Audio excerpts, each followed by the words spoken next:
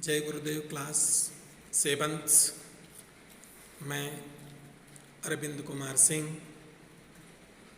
आपका हिंदी अध्यापक संस्कारद गुरुकुल से वीडियो के माध्यम से आपकी हिंदी की पहली कक्षा लेने जा रहा हूँ। बच्चों, आपकी पुस्तक का नाम बसंत इस वर्ष एनसीईआरटी की बुक आपके कोर्स में सम्मिलित की गई है। बसंत पाठ का पहला चैप्टर हम पंछी उन्मुक्त गगन के। इसके पहले कवि के बारे में बताना चाहेंगे। हम पंछी उन्मुक्त गगन के लेखक शिवमंगल सिंह सुमन। इनका जन्म उन्नाव में उत्तर प्रदेश 1915 को हुआ था। इनकी प्रसिद्ध रचनाएं मिट्टी की बारात, जीवन के मान, युग का मोल प्रसिद्ध हैं। ये सामूहिक चेतना के कवि कहे जाते हैं। साहित्य अकादमी पुरस्कार और पद्मश्री से इनको सम्मानित किया गया था। बच्चों, जैसे पक्षी का क्या काम होता है? उड़ना। विद्यार्थी का क्या काम होता है? पढ़ना। और बालक का क्या स्वभाव होता है? खेलना। अगर इन चीजों में पक्षी को उड़ने में, बालक को खेलने में, विद्यार्थी को पढ़ने में रोक दिया जाए तो उनकी दशा कैसी होती है? इसी को इस कविता में व्यक्त किया गया है। यहां जब पक्षी को पकड़ करके पिंजड़े में बंद कर दिया जाता है तो वह पक्षी क्या चाहता है, इस भावना को इस कविता के माध्यम से शिवमंगल सुमन ने व्यक्त किया है। आइए अब हम चलते हैं कविता की तरफ। पाठ 1, हम पंछी उन्मुक्त गगन के। हम पंछी उन्मुक्त गगन के, पिंजरबद्ध न गा पाएंगे, कनक तीलियों से टकराकर पुलकित पंख टूट जाएंगे। बच्चों, उन्मुक्त मतलब स्वतंत्र, पिंजड़बद्ध पिंजड़े में बंद, कनक सोना, तीलियों जाली, पुलकित फड़फड़ाने।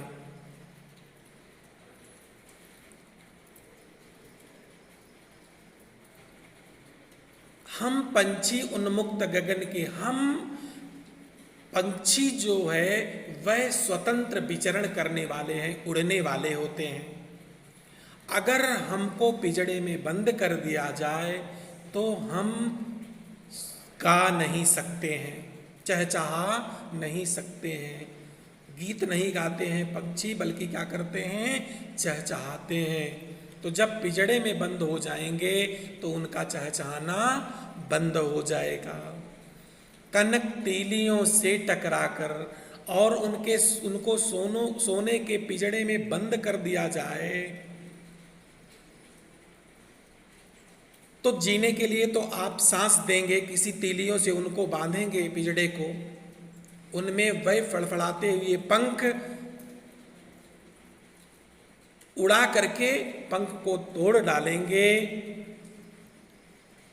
लेकिन पिंजड़े में नहीं रह पाएंगे।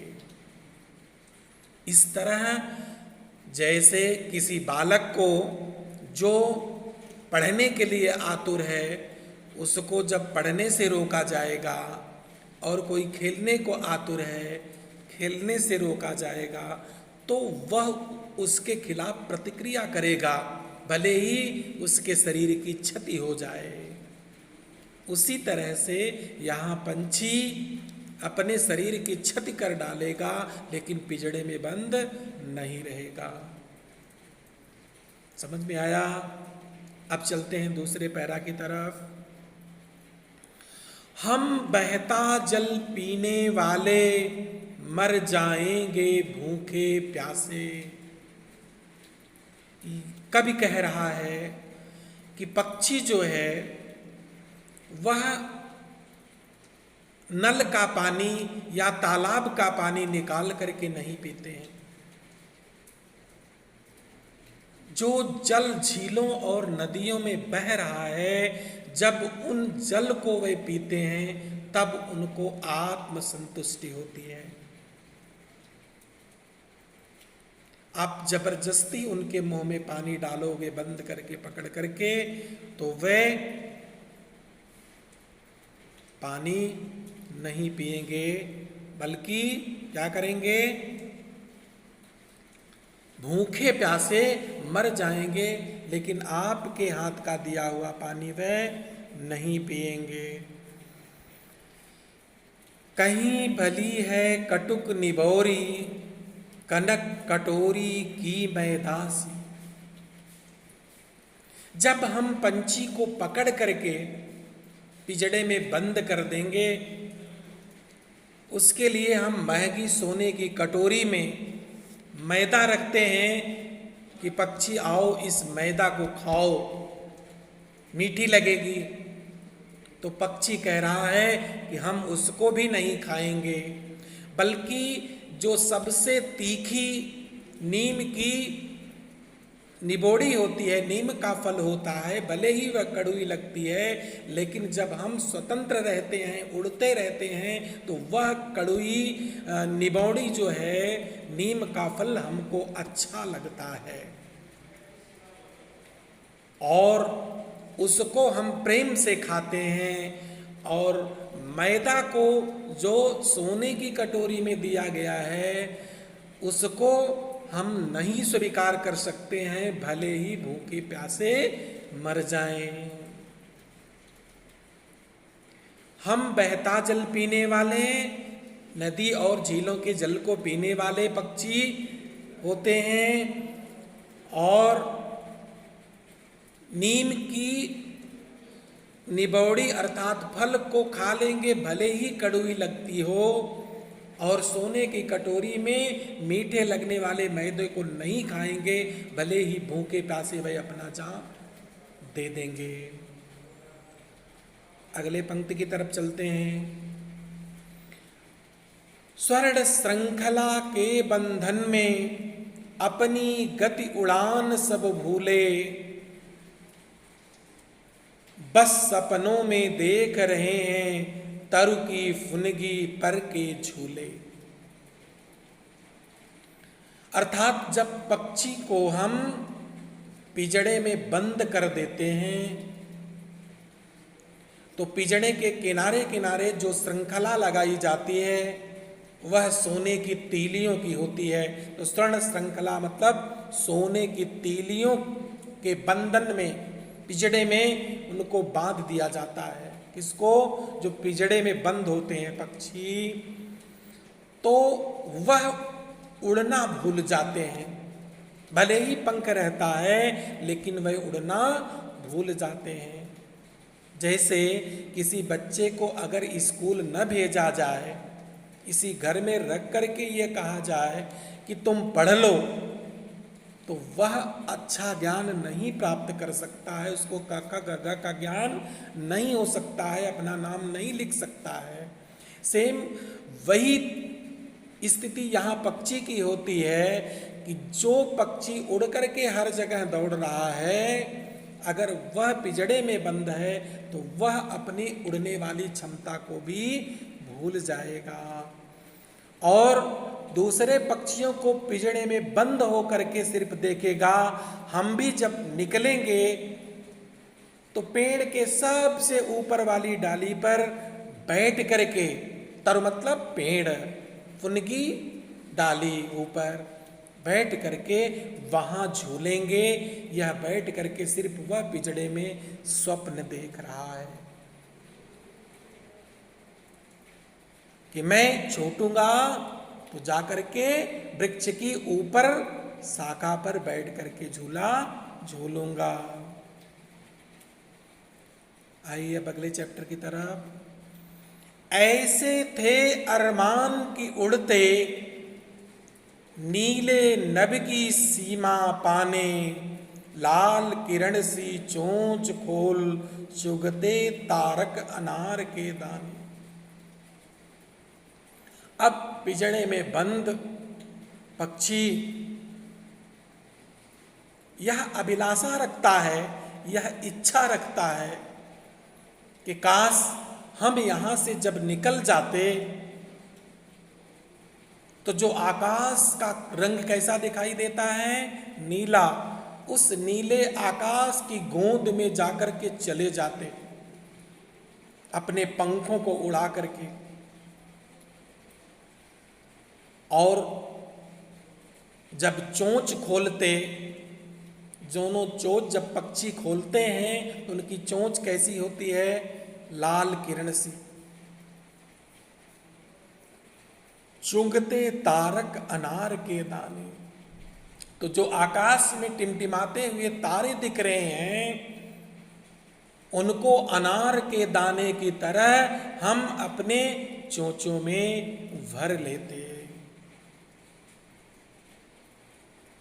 लाल किरण सी, जैसे सूरज की जब किरणें निकलती हैं तो तारे क्या होते हैं, लुप्त हो जाते हैं। उसी तरह लाल रंग की हम अपने चोंच को खोलते, जैसे सूरज की लाल किरण निकलती है और तारों को चुन लेती है, उसी तरह हम अपने लाल रंग के चोंच को खोलते और अनार के दाने की तरह उन तारों को अपने मुंह के अंदर रख लेते। अगला, होती सीमाहीन क्षितिज से इन पंखों की होड़ा होड़ी, या तो क्षितिज मिलन बन जाता या तनती सांसों की डोरी। क्षितिज किसे कहते हैं, क्षितिज कहते हैं जहां आकाश और पृथ्वी दोनों एक जगह मिलते हुए आभासित होते हैं, दिखाई देते हैं। आप यहाँ बैठे हैं, ऐसा महसूस होता है देखो एक किनारे पर जैसे आकाश और धरती एक जगह मिल रहे हों, उस स्थान को क्या कहते हैं, क्षितिज। तो यहाँ पक्षी को कह रहा है कवि कल्पना के माध्यम से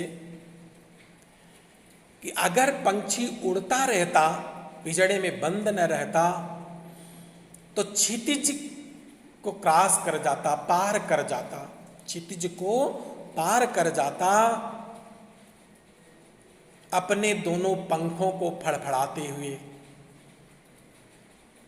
या तो क्षितिज मिल जाता या फिर उसकी जीवन लीला ही वहीं समाप्त हो जाती। इतनी तेजी से वह उड़ान भरता। लाइन देखो, होती सीमाहीन क्षितिज से, अर्थात उस पक्षी के लिए क्षितिज कोई चीज रहती ही नहीं। इन पंखों की होड़ा होड़ी, इन पंखों से उड़ते हुए क्षितिज नामक कोई चीज नहीं रहती। या तो फिर उस पंछी को क्षितिज मिल जाता और उसकी सांसों की डोर जो है या तो समाप्त हो जाती, या तो उसकी मृत्यु हो जाती, या तो वह प्राप्त कर लेता क्या, क्षितिज की सीमा। आगे, नीड़ न दो चाहे टहनी का, आश्रय छिन्न भिन्न कर डालो, लेकिन पंख दिए हैं तो आकुल उड़ान में विघ्न डालो। यहां थोड़े कठिन शब्द हैं, उनको बता दें। घोंसला, नीड मीन्स घोंसला, टहनी मीन्स पेड़ की डाली, आश्रय मीन्स ठिकाना, आकुल उत्सुकता, विघ्न व्याधा, ये कठिन शब्द हैं। अब अर्थ सुनो। पक्षी कह रहा है नीड न दो चाहे टहनी का, हमें घोंसला बनाने के लिए चाहे पेड़ की डालियां मत दो। ध्यान से सुनो, चाहे पंछी को घोंसला बनाने के लिए पेड़ की डालियां मत दो, आश्रय छिन्न भिन्न कर डालो, उनके जो घोंसले भी बने हुए हैं उनको भी आप तोड़ फोड़ करके फेंक दो। लेकिन पंख दिए हैं तो, लेकिन अगर किसी पक्षी के शरीर के ऊपर पंख विद्यमान है, पंख है, आकुल उड़ान में विघ्न डालो, तो उन्हें उनकी जितनी उत्सुकता है पक्षियों की, उसके उड़ने में आप व्याधा मत डालो, अर्थात उनको स्वतंत्र रूप से उड़ने दो। इस तरह कविता का अर्थ समाप्त हुआ। कठिन शब्द मैंने अर्थ के साथ बता दिए थे। आप ध्यान से सुनकर के वीडियो में कठिन शब्द नोट कर लीजिएगा जो लिखने लायक लगे, और अगर याद हो गया है तो अति उत्तम। अब आज के पाठ का अभ्यास।